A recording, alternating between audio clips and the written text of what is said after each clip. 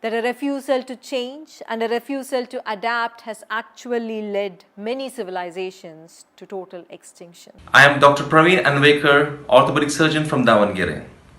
My concern is, while the whole world is fighting against coronavirus and its impact on human life, how in India we can reduce its impact when the people around us, those who are ignorant, don't follow the basic rule of lockdown and social distancing. Can you please help regarding this and explain? This is not time for bravery, carelessness, or rebellion. A refusal to understand the gravity of the situation is not only prevalent in India but in many other countries too. Many nations and communities who have taken the COVID crisis lightly are today paying a huge price.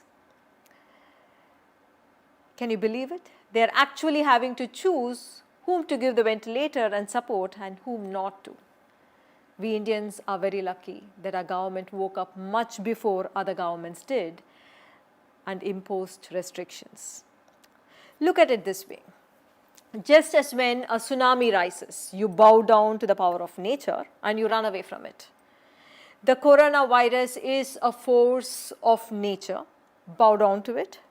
Respect nature's force by remaining indoors. Let me tell you a story today from ancient India. In India was a famous philosopher teacher who taught non-duality, Advaita, as the nature of existence. He taught his students that everything was Brahman or the supreme essence. One day in a clearing outside a forest, he was teaching that. He was teaching human beings, animals, trees, bugs, earth and sky, all was Brahman. There was nothing that was not Brahman. Even as he taught this, an elephant in heat was rushing towards their clearing. Listening to the warning shouts of the mahout, the teacher and the students all ran to safety except one student. He stood in front of the elephant that was going crazy in spite of the mahout shouting from its back. The crazy elephant lifted the student with its trunk and threw him on the roof of the hut nearby and continued running down the street. The bruised student angrily came to the teacher and shouted, "Your teaching is wrong. If I am Brahman and the elephant too is Brahman, why did it hurt me?" To which the teacher compassionately asked, "But why did you not listen to the advice of the Mahout Brahman? That is why you had to pay the price."